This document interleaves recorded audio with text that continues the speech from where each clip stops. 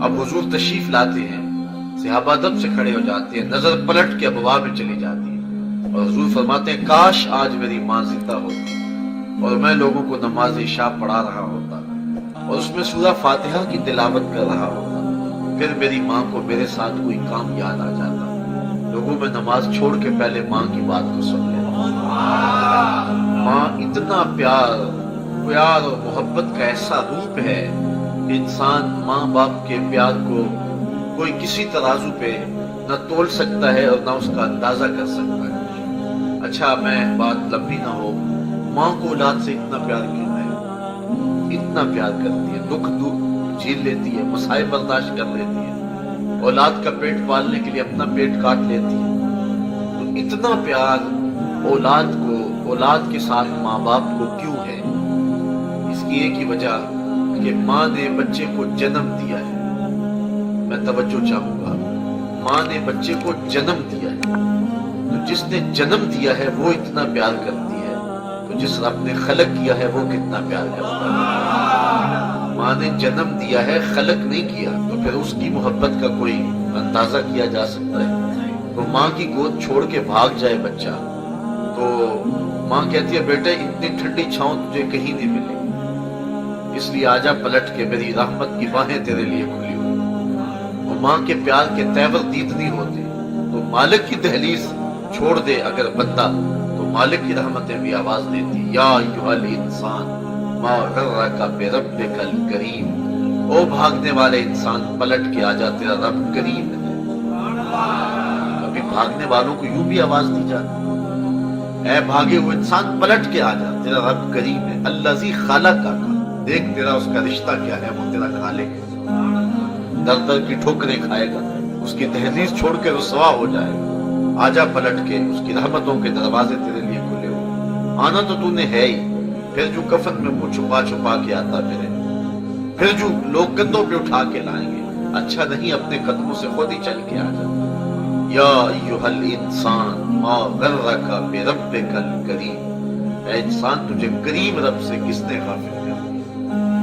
وہ کبھی آپ نے دیکھا ہو کہ کوئی نالائق بچہ گھر سے بھاگ جائے نا، وہ تو شاید کسی ہوٹل میں برتن مانج کر کے اپنے پیٹ کی آگ بجھا لیتا ہے، لیکن ماں کے حلق سے نیچے لقمہ نہیں اترتا۔ باپ پاگلوں کی طرح گھوم رہا ہوتا ہے کہ اس نکمے کو کسی نے دیکھا تو نہیں۔ اخبارات میں اشتہار چھپتے ہیں، ٹیلی ویژن پہ اشتہار آتے ہیں، ہمارا اس نام کا بچہ، رنگ سانولا، لباس اس طرح کا، اتنے دنوں سے گھر سے گم ہے، اگر کوئی اس کا پتہ دے تو اتنا انعام دیں گے، اور ساتھ لکھا ہوتا ہے نوٹ کے طور پہ اگر وہ خود پڑھ رہا ہو تو واپس آ جائے، اسے کچھ نہیں کہا جائے۔ اور جب کبھی میں یہ اشتہار پڑھتا ہوں تو میری نظر پلٹ کے اس آیت پہ آتی ہے، رب بھی کہتا ہے او بھاگے ہوئے انسان پلٹ کے آجا، تیرا رب کریم ہے، کچھ نہیں کہے، اس کی رحمت کے دروازے تیرے لیے کھلے ہیں، آجا۔ اس کی رحمتیں آواز دے رہی، تو نالائق بیٹا ماں کی گود چھوڑ کے بھاگ جائے تو در در کے دھکے، تو بندہ مالک کی دہلیز چھوڑ جائے تو در در کی رسوائیاں ہیں۔ اس لیے مالک پکار رہا ہے بندے کو اور اس کو آواز دے رہا ہے، اور بندے کا حق ہے کہ اس کی تسبیح بولے اور اس کا ذکر کرے، اس کے نام کا وظیفہ پڑھے۔ وہ کہا سبح اسم ربک الاعلی، اپنے رب کے نام کی تسبیح بولیے جو سب سے اعلیٰ ہے۔ اچھا ذرا غور کیجئے، یہ تسبیح سجدوں کے اندر شامل کر لینے کی تلقین کی گئی، اور سجدہ بندے کی انتہائی ذلت ہے رب کے حضور، اقصی غایت التذلل والخشوع، سب سے زیادہ بندہ جو ہے وہ جھک کے سجدے میں چلا جاتا ہے، اس سے بڑھ کر اس کے گرنے کی اور منزل نہیں ہے۔ انسان کے اشرف اعضاء جو ہیں وہ سر میں، دیکھنے کی قوت آنکھیں سر میں، بولنے کی قوت زبان سر میں، سوچنے کی قوت دماغ سر میں، سونگنے کی قوت ناک سر میں، سننے کی قوت کان سر میں، اور سر مالک کی دہلیز میں، اور اپنے آپ کو پیشانی کو بھی رگڑ رہا ہے، ناک کو بھی رگڑ رہا ہے، اور زبان سے کیا کہہ رہا ہے؟ سبحان ربی الاعلی، مالک دیکھ مجھ سے ذلیل کوئی نہیں اور تجھ سے اعلیٰ کوئی نہیں۔ اگر انسان سجدے کی روح کو جان جائے تو سر اٹھا کے تکبر سے چل نہیں سکتا ہے۔ اگر اسے پتا چل جائے کہ یہ سجدہ اس کو بتا کیا رہا ہے تو سجدہ انسان اللہ کے حضور انتہائی جو ہے وہ نچلے درجے میں چلا جاتا ہے اور اس کی الوہیت کا اظہار کرتا ہے۔ سبح اسم ربک الاعلی اپنے رب کے نام کی تسبیح بولیے، الذی خلق، وہ رب جس نے پیدا کیا، فسوا، پیدا کر کے چھوڑا نہیں ہے بلکہ اس کا تسویہ کیا ہے، اس کو ٹھیک ٹھیک ہموار بنایا ہے، والذی قدر فہدی، اس کی ایک مقدار مقرر کی ہے اور اس کو چراغ ہدایت عطا کی۔ اللہ نے پیدا کر دیا، انسان تخلیق ہو گیا، لیکن دو ٹانگوں میں سے ایک ٹانگ کا سائز چھوٹا ہوتا، اس کا تسویہ نہ ہوتا، 6 فٹ کا جوان لگڑا کے چلتا کتنا عجیب لگتا۔ 2 آنکھیں تھی لیکن ان میں روشنی نہ ہوتی تو کیسے دیواریں پکڑ پکڑ کے چلتا۔ زبان تھی، بولنے کی قوت نہ دیتا تو انسان کیا کر سکتا تھا۔ اس نے صرف انسان کو پیدا ہی نہیں کیا بلکہ اس کو چراغ عقل بھی دیا، اس کو اعضاء کا توازن بھی دیا، اس کو 2 چمکتی آنکھیں بھی دی، سنتے کان بھی دیے، بولنے والی زبان بھی دی، خوبصورت لہجہ بھی دیا، اسے رانا قد بھی دیا، اس کو جمال بھی دیا، حسن بھی دیا، اس کو پاکپن بھی دیا، جوانی بھی دی۔ اے انسان ذرا غور کر، تو اللہ کے حضور نہیں جھکتا، اس رب نے تیرے اوپر کتنے انعام کیے اور کتنی کرم نوازیاں پہ ہم تیرے اوپر برس رہی ہیں۔ سانس اندر جا رہا ہے یہ بھی اس کے کرم سے، اور خیریت سے پلٹ کے باہر آ رہا ہے تو یہ بھی اس کے کرم سے۔ تو تیرا حق بنتا ہے کہ اس رب کی تسبیح بول جس نے تجھے پیدا بھی کیا، تیرا تسبیح بھی کیا، ہر چیز کی ایک مقدار بھی مقرر کی، فہدا، اور ہدایت کا چراغ بھی عطا کیا۔ اگر تجھے چراغ ہدایت ہی نہ دیتا، آزاد ٹھیک تھے، نظر بہت تیز تھی، سماعت بھی درست تھی، لیکن چراغ ہدایت ہی پاس نہ ہوتا، دماغی توازن ہی ٹھیک نہ ہوتا تو 6 فٹ کا جوان قمیص کے پیچھے گھر کا ایڈریس لکھا ہوتا کہ جس کو ملے اس ایڈریس میں پہنچا دے۔ انسان دیکھ، تیرے لیے اس نے کیا کیا اہتمام کیے اور تیرے لیے اس رب نے کتنی کرم نوازیوں کا نزول کیا۔ تو غافل ہو کے بیٹھ گیا، رزق کی تلاش کے اندر تو رازق کو بھول گیا، تو اس کے حضور سجدہ ریزی کے لیے نہیں آتا اور تو اس کی دہلیز پہ حاضر ہونا اپنے لیے بوجھ سمجھ رہا ہے۔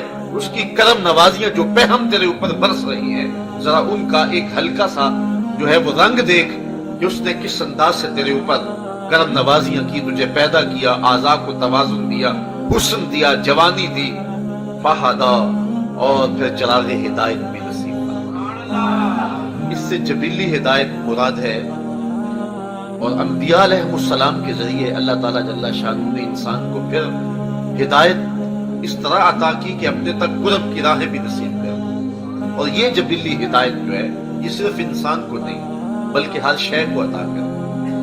اللہ تعالیٰ نے یہ فطری اور جبلی ہدایت جانوروں کے سینے میں بھی رکھ دی اور انہیں بھی اپنے اچھے اور برے کا پتہ ہے، اور اللہ تعالیٰ نے ان کے فطری وظیفے اور ان کی جو ضروریات کو کیسے انہوں نے پورا کرنا ہے ان کی تباہ کے اندر رکھ دیا۔ علماء اس کی مثال دیتے ہیں کہ ایک مرغی جب کڑک بیٹھ جائے اور یہ ضد کر لے کہ میں اب انڈے نہیں دوں گی بلکہ انڈے میرے نیچے ڈالو، تو اس کو انڈوں کے اوپر بٹھایا جاتا ہے اور بطخ کڑک نہیں بیٹھتی، بطخ کے بچے حاصل کرنے کے لیے بھی مرغی کے نیچے ہی ڈالنے پڑتے ہیں، اور مرغی 21 دن تک ان انڈوں کے اوپر بیٹھی رہتی ہے اور اپنے سینے کی حرارت ان انڈوں پہ مبذول کرتی ہے۔ 21 دن کے بعد ان مردہ انڈوں میں زندگی پیدا ہو جاتی ہے۔ اب یہاں رک کر کے ایک بات کہنا چاہوں گا، ایک مرغی مردہ انڈوں پہ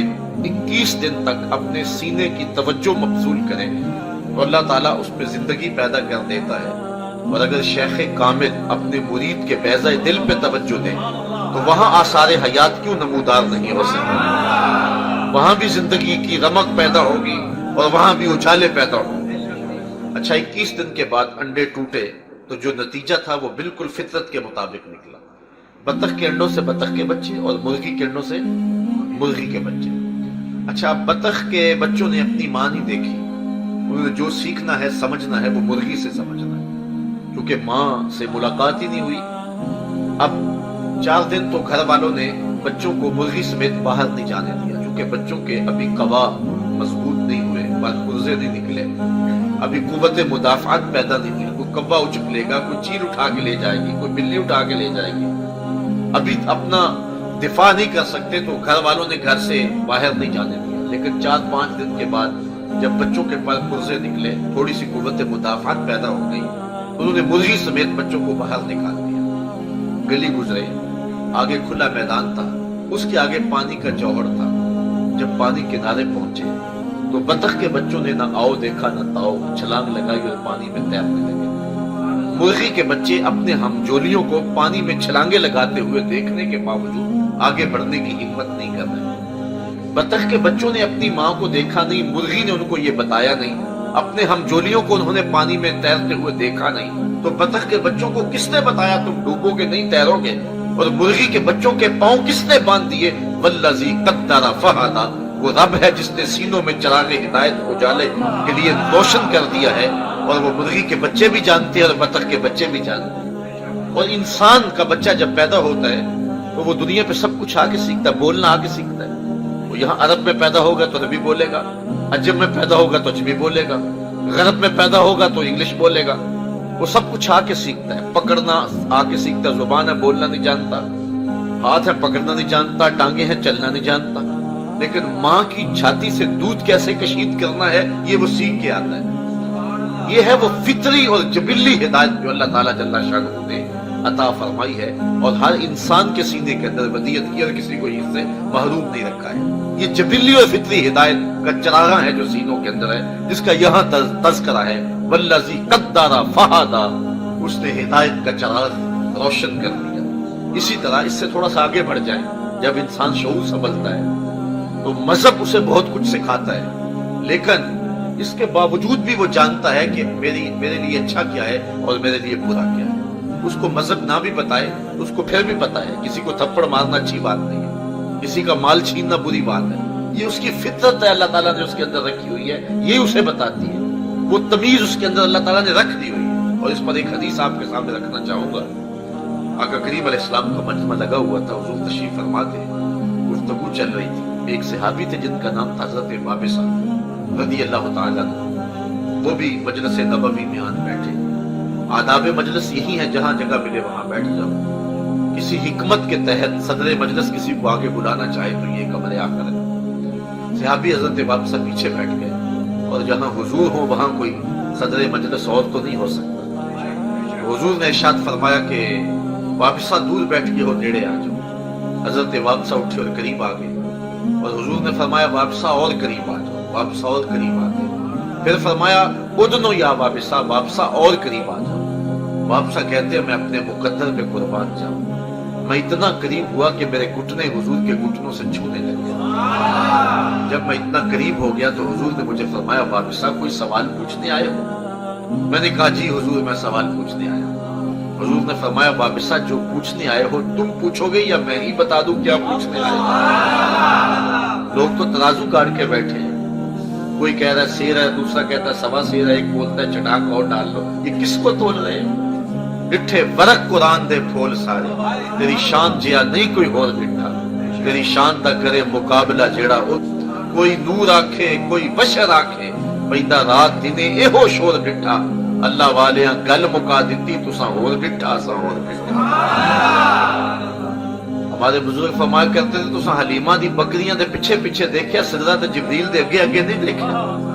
اور اقبال کہتا ہے تو نے یوسف کو کنویں میں دیکھا تو کیا دیکھا، ارے ناداں جو مطلق تھا مقید کر دیا تو نے، وہ بھی تک کنویں میں دیکھ رہا ہے، وہ مصر کے تخت کا مالک بھی بنا ہوا ہے۔ تو کہا وابصہ جو پوچھنے آئے ہو تم پوچھو گے یا میں ہی بتا دوں؟ حضرت وابصہ رضی اللہ تعالیٰ عنہ نے عرض کی کہ حضور اگر آپ بتا دیں پھر تو بہت خوب ہو۔ فرمایا تم خیر اور شر کے بارے میں پوچھنے آئے ہو، اچھائی کیا ہے اور برائی کیا ہے، یہ تمہارا سوال ہے۔ عرض کی جی حضور یہی میرا سوال تھا۔ فرمایا اس کا جواب مجھ سے لینا یا اپنے آپ سے؟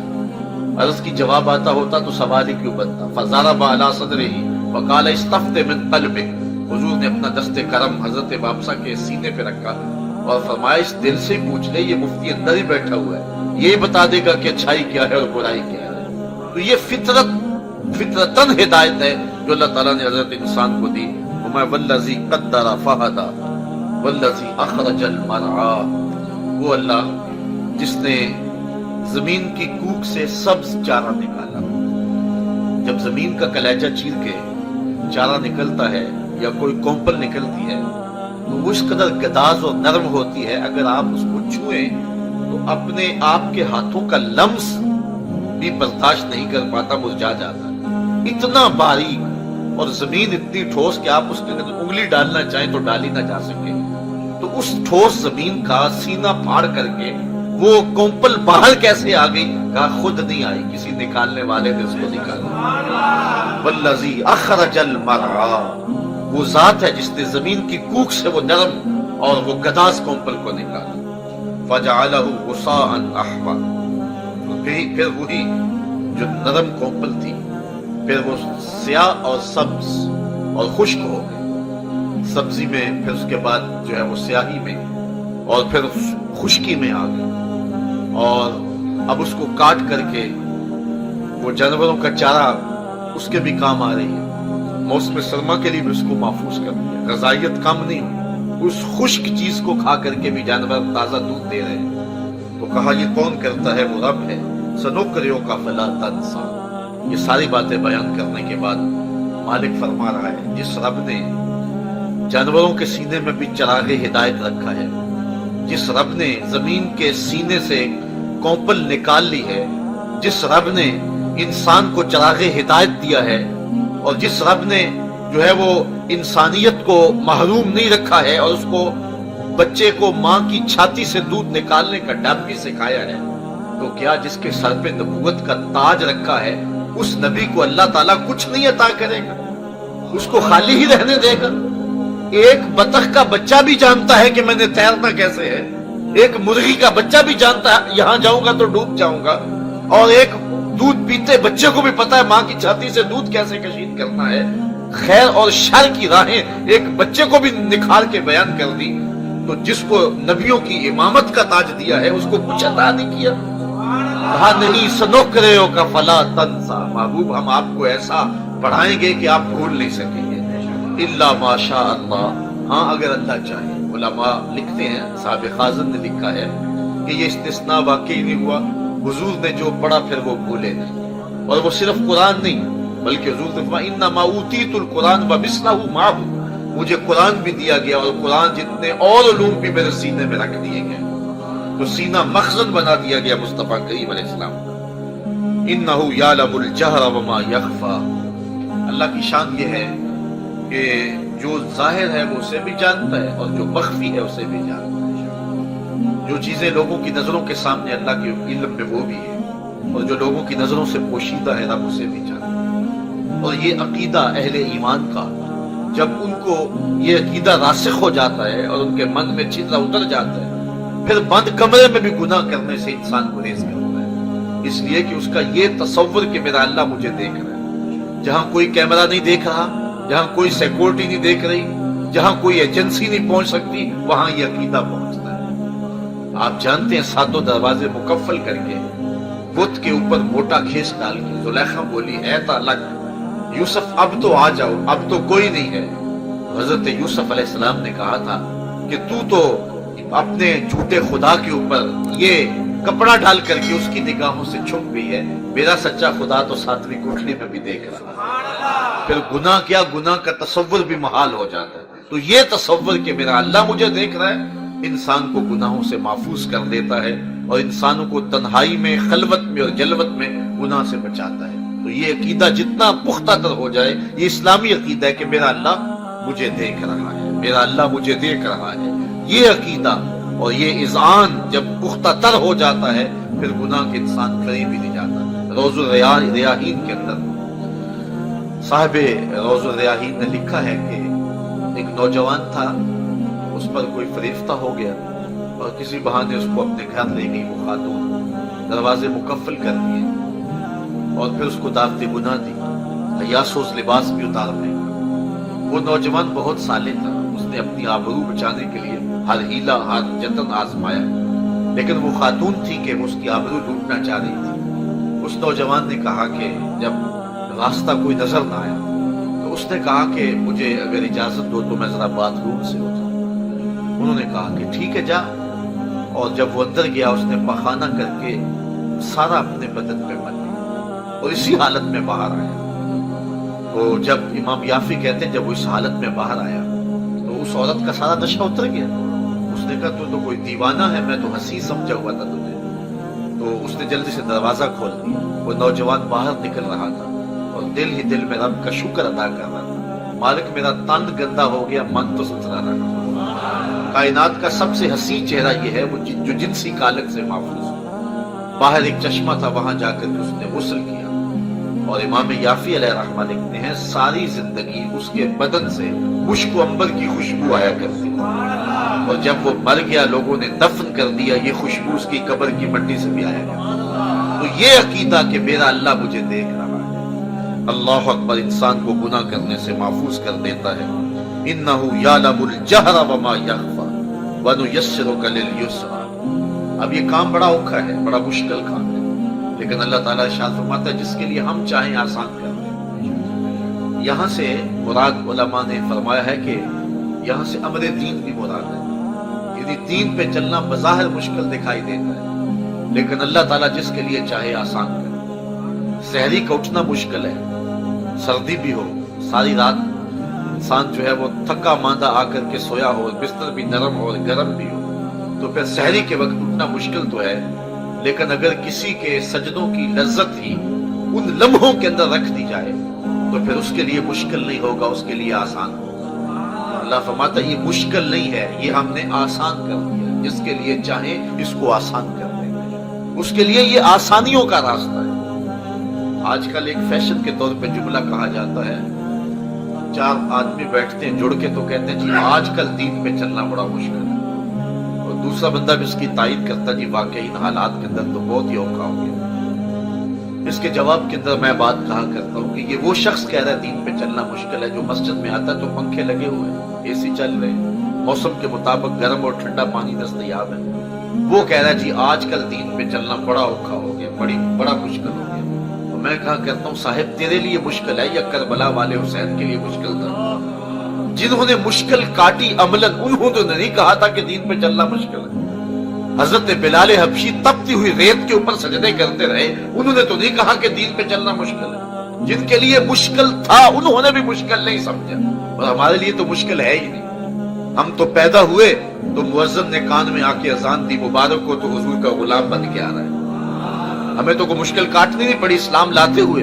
ये तो उनसे पूछो कि इस्लाम लाए तो उन्हें जो है वो पाप बजोला कर दिया गया, उन्हें संगे जो है वो उन्हें जो है वो तार पे चढ़ाया गया। इस्लाम लाने की सजा में उनके हाथों के अंदर मेखे ठोकी गई और उनको कच्ची खालों के अंदर लपेट करके धूनी दी गई, और क्या क्या दुख सहे उन्होंने इस्लाम लाते हुए। हमने कौन सी तकलीफ सही है, हमने कौन सा दुख सहा इस्लाम लाते हुए, और आज अमल करते हुए हमारे लिए कौन सी मुश्किल आ गई।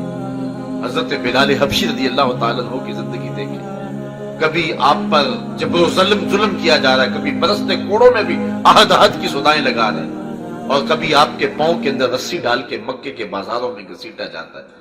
लेकिन बिलाल है कि मुस्कुराते हुए आहद ही पुकारता है, जख्म पे जख्म खा के जी, खूने जिगर के घूंट पी, आह न कर लबों को सी, ये इश्क है दिल लगी नहीं। बल्कि किसी ने कहा बिलाल अजीब तमाशा है, लोग तुझे पत्थर मारते हैं और लोग तुझे कोड़े मारते हैं, तुम आगे से आहद पुकारते हो। हजरत बिलाल ने जो जवाब दिया वो दिल के कानों से सुनना। हजरत बिलाल बोले कि तुम बाजार में जाओ ना मट्टी का बर्तन खरीदने के लिए, तो उसको भी ठोंक ठोंक के देखते हो कहीं कच्चा तो नहीं। तुम तो मट्टी का बर्तन भी खरीदने जाओ तो उसको भी ठोंक बजा के देख रहे हो। मेरा मालिक बिलाल को खरीद रहा है, देख रहा है बिलाल कहीं कच्चा तो नहीं है। मैं कहता हूँ मालिक खरीद ले बिलाल को, खाल उधड़ भी जाएगी, हक हक की आवाज खत्म नहीं होगी। मोहब्बत तो इसे कहते हैं, प्यार की कहानी तो ये है। इस रास्ते के अंदर कितने कितने दुख सहने वालों ने दुख सहे, लेकिन क्या उन्होंने इस्लाम से मुंह मोड़ लिया? आज हम बड़ी आसानी से कह देते हैं आजकल बड़ा मुश्किल हो गया। पहली बात तो मुश्किल है ही नहीं, और दूसरी बात मुश्किल हो भी तो कोई दूसरा ऑप्शन ही हमारे पास नहीं है। हम तो जिएंगे तो मोहम्मद रबी के लिए, हम तो मरेंगे तो दीन रसूल के लिए। हमारी जिंदगी का एक एक लम्हा और एक एक साथ दीन के लिए वक्फ होना चाहिए, चाहे उसकी कोई भी कीमत हमें अदा करनी पड़े, लेकिन हमारे लिए कोई मुश्किल नहीं। और रब कहता है जिसके लिए चाहे हम आसान कर देते हैं। फज़क्किर नफ़अत ज़िक्र, आगे इरशाद फरमाया महबूब आप इनको नसीहत करते जाइए, नसीहत इनको जरूर फायदा देगी। रोजाना एक कतरा पानी का पत्थर के ऊपर टपके तो एक दिन उस पत्थर में भी सुराख हो जाए। وَيَتَجَنَّبُهَا الْأَشْقَى، لیکن جو شقی ہیں، بدبخت ہے، وہ تیری باتوں کو قبول نہیں کریں۔ اب ان کا نہ قبول کرنا کیا ان کے لیے فائدہ بخش ہوگا؟ وہ دنیا کے اوپر تو اللہ کی طرف سے ان کی رسی ڈھیلی ہو سکتی ہے، لیکن آخرت کے اندر جو وہ سزا پائیں گے اس کا ذکر کتاب رحمت نے کیا، الذی یصلی النار الکبریٰ، پھر اللہ انہیں بڑی آگ میں تاپے گا۔ وہ آگ کتنی بڑی ہوگی جس کو میرا رب بھی بڑی کہہ رہا ہے۔ حضور نے ارشاد فرمایا، مشکات کی روایت ہے، جبریل امین سے کہا کہ مجھے جہنم کے عذابوں کا ذکر سناؤ۔ عرض کی حضور اخف العذاب، سب سے ہلکا عذاب جو جہنم کا ہے وہ یہ ہے کہ جہنمی کو آگ میں رکھا جائے گا، لیکن اس کا بدن آگ میں نہیں ہوگا، صرف پاؤں میں آگ کے جوتے ہوں گے، باقی پورا بدن سلامت ہوگا، لیکن اس کی حدت، گرمی اور حرارت اتنی ہوگی، یغلی منہما دماغ، ان جوتوں سے اس کا دماغ پگھل کے ناک اور کانوں کے راستے سے باہر آ جائے گا۔ یہ سب سے ہلکی عذاب کی کیفیت ہے، اور جو سخت عذاب ہے اس کی کیفیت کیا ہوگی؟ اب جو قرآن کی نصیحت کو نہیں مانتا، رسول کریم صلی اللہ علیہ وسلم کے بتائے ہوئے قوانین کو اور حضور علیہ السلام کے دیے ہوئے دین کو نہیں مانتا، سزا دیکھو کتنی سخت ہے۔ الذی یصلی النار الکبریٰ، وہ چھوٹی آگ نہیں اس کے لیے، اللہ تعالیٰ اسے بڑی آگ میں تاپے گا۔ پھر اس آگ میں تو وہ جلس جائے گا، اس کا تو نشان بھی نظر نہیں آئے گا، مر جائے گا۔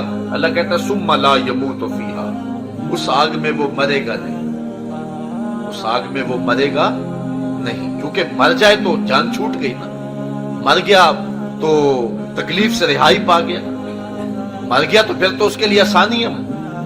بے ہوشی یہ بھی رحمت کا ایک روپ ہے، انسان جتنی دیر تک تکلیف برداشت کرتا رہتا ہے، جب برداشت سے باہر ہوگی بندہ بے ہوش ہو گیا، نجات مل گئی، اور تکلیف بڑھ گئی، بندہ مر گیا، جان چھوٹ گئی۔ لیکن وہ اتنا بڑا عذاب، لیکن موت نہیں آئے گی، ثم لا یموت فیہا، وہ اس میں مرے گا نہیں۔ اچھا مرے گا نہیں تو جیے گا؟ کہا ولا یحییٰ، جیے گا بھی نہیں، اس لیے کہ وہ جینا ہوگا کہ آگے بھی آگ، پیچھے بھی آگ، دائیں بھی آگ اور بائیں بھی آگ، اوپر بھی آگ اور نیچے بھی آگ، اور وہ جلس رہا ہوگا، نزع کا سا عالم طاری ہوگا، بدن ٹوٹ رہا ہوگا، ہڈیاں جل رہی ہوں گی، لیکن اس کے باوجود موت نہیں آئے گی، نہ موت ہوگی نہ زندگی ہوگی۔ ثم لا یموت فیہا ولا یحییٰ، اس میں نہ جیے گا نہ مرے گا۔ اللہ اکبر، قد افلح من تزکی، یہ تو اس بدبخت کی کہانی ہے جس نے رسول کی دعوت کو قبول نہ کیا، جس نے قرآن کی باتوں کو نہ مانا۔ اب اس خوش نصیب کی کہانی بھی سنیے، قد افلح، وہ شخص کامیاب ہو گیا، من تزکی، جس نے اپنے باطن کا تزکیہ کر لیا، اپنے اندر کے گند صاف کر لیا، اپنے اندر کی پاکیزگی کا سامان کر لیا، وذکر اسم ربہ، اور اپنے رب کا وظیفہ پڑھا، اپنے رب کے نام کی تسبیح بولی، اپنے رب کے نام کا ذکر کیا، فصلی، اور نماز پڑھی۔ یہ کامیابی کا راستہ ہے جو رب بتا رہے ہیں۔ کون کامیاب ہے؟ قد افلح من تزکی، کامیاب وہ ہے جس نے اپنے آپ کو ستھرا کیا، اپنے اندر کی غلاظتیں، اپنے اندر کے گند اور اپنے اندر جو شر پھیلی ہوئی ہے اس کو نکال دیا۔ وذکر اسم ربہ، اور اللہ کے ذکر اور اللہ کے نام کا وظیفہ پڑھا، چونکہ گند نکلے گے ہی تب جب اللہ کے نام کا وظیفہ پڑھے گا۔ حضور علیہ السلام نے ارشاد فرمایا، ہر شے کا زنگ دور کرنے کے لیے کچھ نہ کچھ بنایا گیا، وسقالۃ القلوب ذکر اللہ، اور دلوں کا زنگ دور کرنے والا جو چیز ہے وہ اللہ کا ذکر ہے۔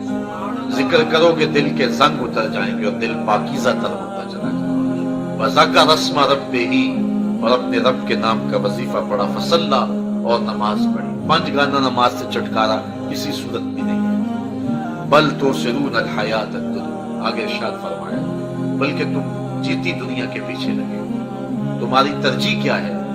تم دنیا کے پیچھے لگے ہو، دنیا اتنی میٹھی ہے، یہ ایک میٹھا خواب ہے، اس کے پیچھے لگے ہوئے ہو۔ بل تؤثرون الحیات الدنیا، تم دنیا کے پیچھے لگے ہو۔ والآخرۃ خیر وابقیٰ، اور آخرت بہتر بھی ہے اور دائمی بھی ہے۔ یعنی انسان جو کج فکر انسان ہے، جو غافل انسان ہے، جو دین کا منکر انسان ہے، یہ اس شخص کی کہانی ہے۔ وہ کہتا ہے یہ جہاں مٹھا گلا کس نے ڈھنڈا، اور وہ اس جہان کو ہی پوری کائنات سمجھ بیٹھتا ہے اور اس حقیقت کی تقسیم کر دیتا ہے جو اصل میں ہماری کائنات، اصل میں وہ کائنات، اس دنیا اور اس دنیا کا مقابلہ ہی کیا ہے۔ یہ ساری زندگی کتنی ہے؟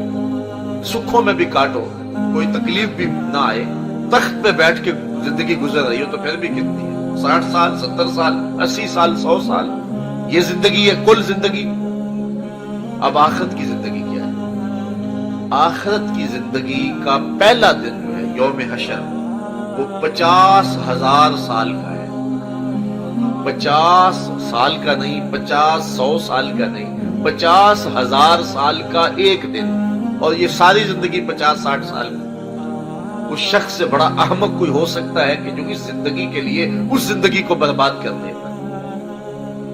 یہ ساری زندگی 50-60 سال کی، اگر وہ بھی دکھوں بھری، مصائب آلام سے اٹی ہوئی زندگی، چلو لگا لے کے بڑا سکھ ہے، آپ تخت پہ بیٹھ کے زندگی گزار رہے ہیں، لیکن پھر بھی 50 سال اور 60 سال، اور وہ زندگی اس کا ایک دن 50,000 سال کا ایک دن۔ ترازو کے ایک پلڑے پہ رکھ کے دیکھیں اس زندگی کو، اس زندگی کو، اس کے ایک دن کے مقابلے کے اندر اس کی حیثیت نہیں ہے۔ باقی وہ ایسی زندگی ہے جو نہ ختم ہونے والی ہے۔ یہ تو دکھوں میں بھی گزر گئی تو گزر ہی جائے گی نا۔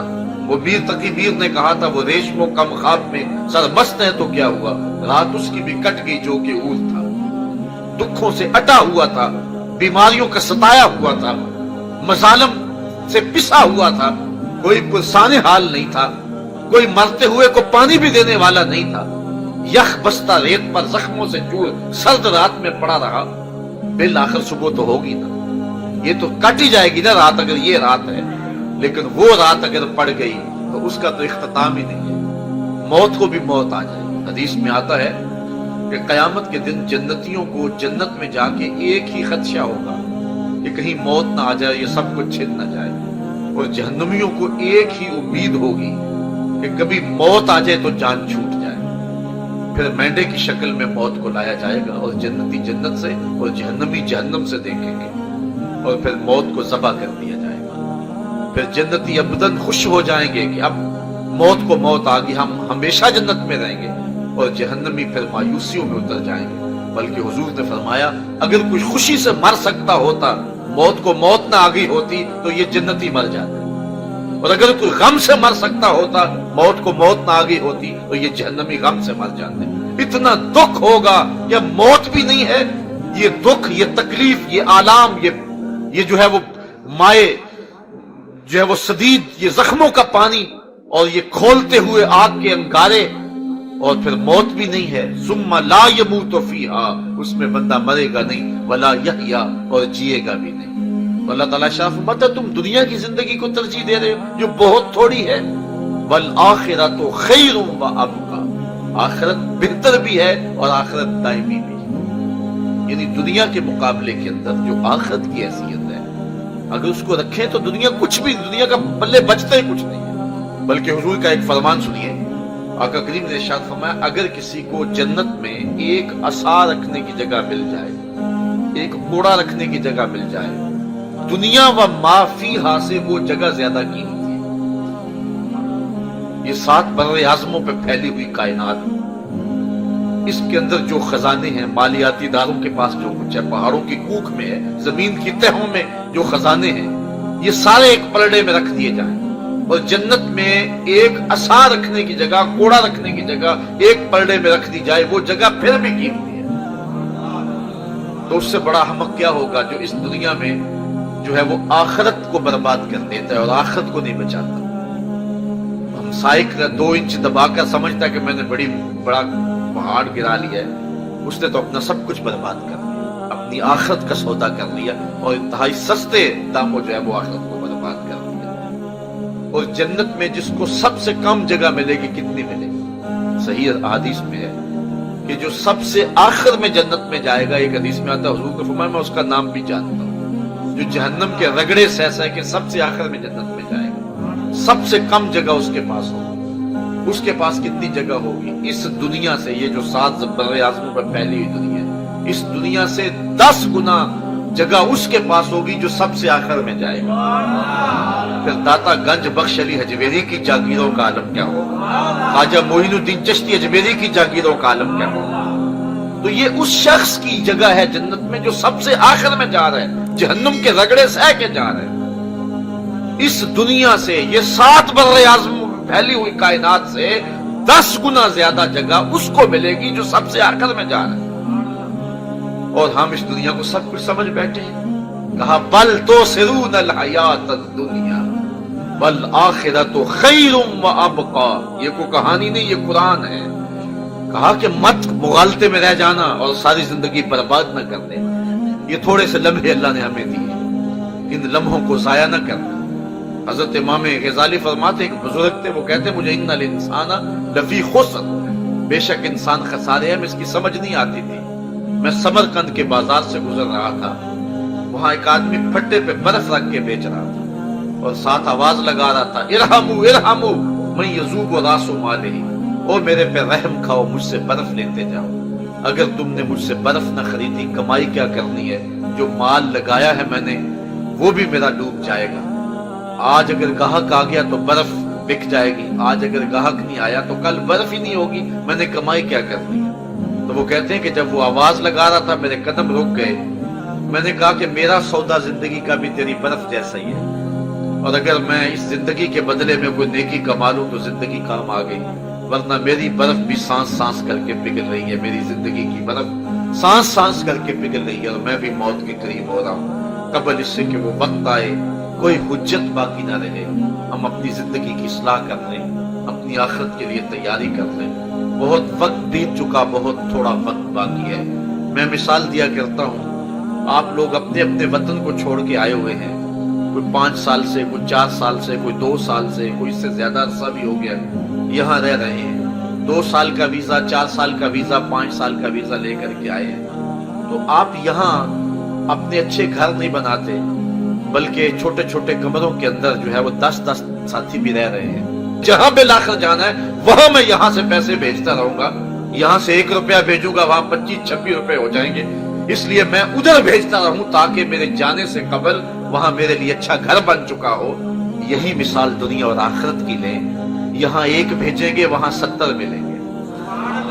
और ये दुनिया के ऊपर जितना रहना है उस हिसाब से यहाँ इंतजाम करें। असल जिंदगी हमारी आखिरत की जिंदगी है और रब हमें उस जिंदगी की तरफ ही बुला रहा है। मैं बल तो सिरून अल हयात दुनिया वल आखिरतु खैरुम व अबका इन्न हाज़ा लफ़ी सुहुफ़िल ऊला सुहुफ़ इब्राहीम व मूसा। अल्लाह ताला फरमाता है ये जो कुछ हमने बयान किया है ये सिर्फ कुरान में नहीं है, हजरत इब्राहीम और हजरत मूसा पर जो सहीफे नाजिल हुए थे हमने वहां भी ये कुछ बयान कर दिया। इंसानियत को हमने कभी हिदायत से खाली नहीं रखा। अब उनकी मर्जी कि वो दुनिया की भूल भलाइयों में खो जाएं या आखिरत की तैयारी कर रहे हैं। हमने उनके सामने बहुत कुछ रख दिया।